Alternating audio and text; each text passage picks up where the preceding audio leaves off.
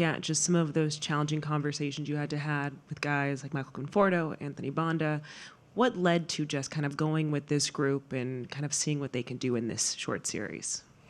Yeah, I mean, obviously, opponent factors in the fact that there's 3 games in this series, the fact that we have some starters who are in the bullpen that provide some length, all factors that weigh in. Health of certain guys, where they're at, another variable that factors in, and then inevitably you have tough conversations. No matter which directions we were going, we were going to have tough conversations. And I think for us, it's just about as soon as a decision is made, having that conversation, being as honest and empathetic as we can. But ultimately, we have to do whatever we feel like gives us the best chance to win. Other questions for Andrew? We'll go to Doug on your left, Andrew. Andrew, how much of the decision-making for the roster construction had to do with making sure Kiké's getting everyday playing time in the lineup more? Yeah, I mean, I think, we've all seen the level of focus and energy that Kiké brings, especially in October. Big factor in wanting to bring him back this offseason. That being said, you never know how a season's going to play out and what things are going to look like. But he's had a good little run here lately and feels like his swing's in a better spot.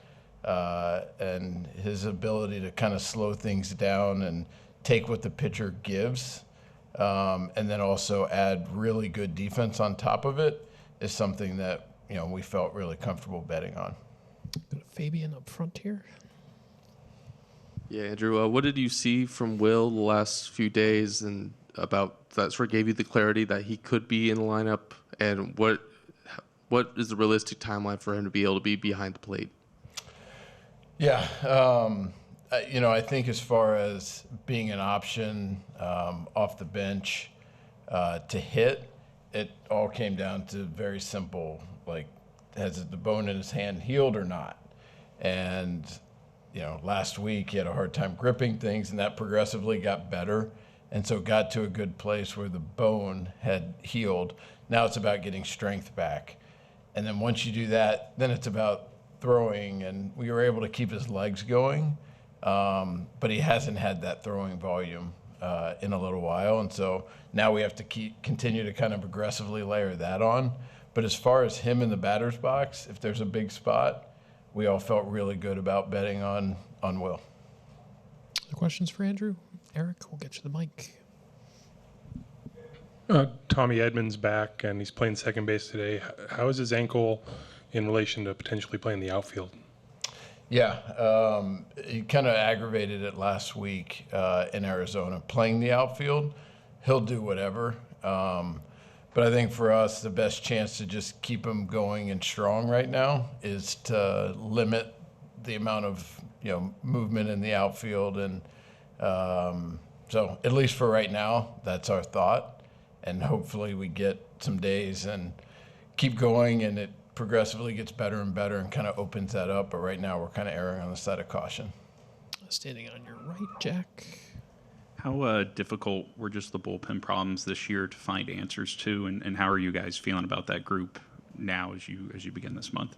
Yeah, I mean, we've talked about this some, and they've had stretches of good. They've had some stretches where it's been really tough and challenging.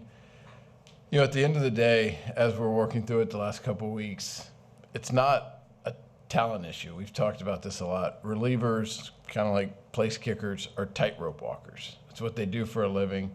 They do well, people forget about them. They don't do well, and they're in the ire of everything. And so it's tough.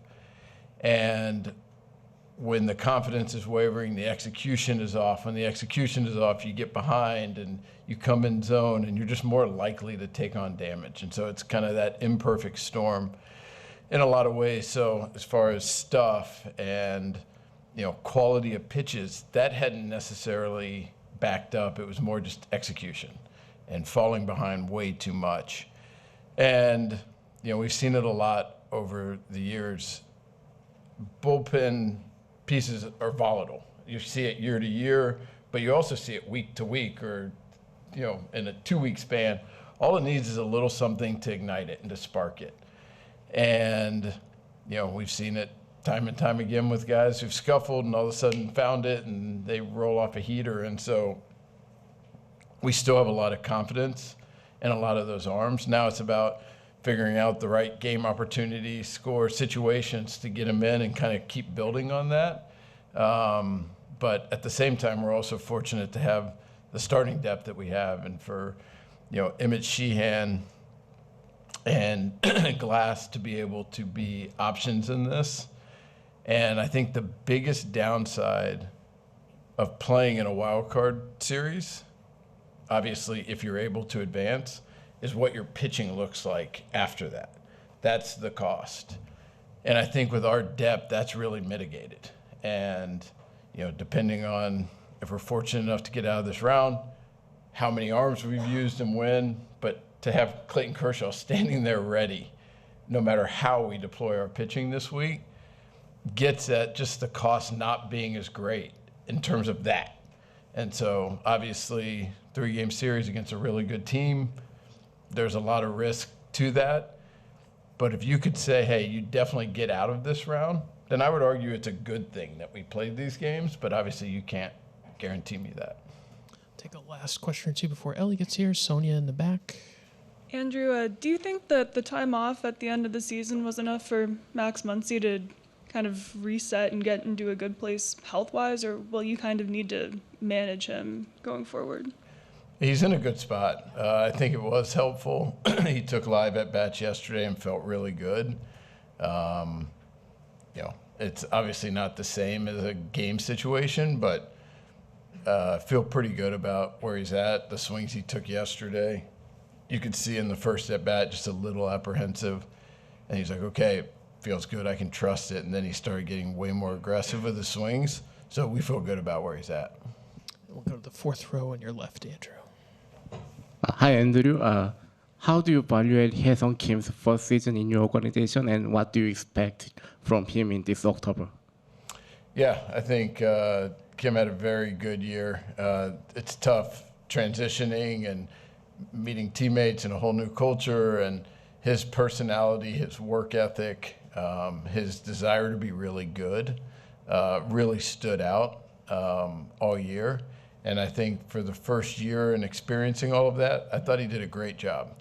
And it'll be something that hopefully we win 13 games, celebrate, and then it'll be good this offseason to kind of take everything that he learned this year and have a really good offseason to put him in position to, come in and compete for a lot more playing time next year. Andrew, thanks so much. Appreciate your time. Thank you, guys.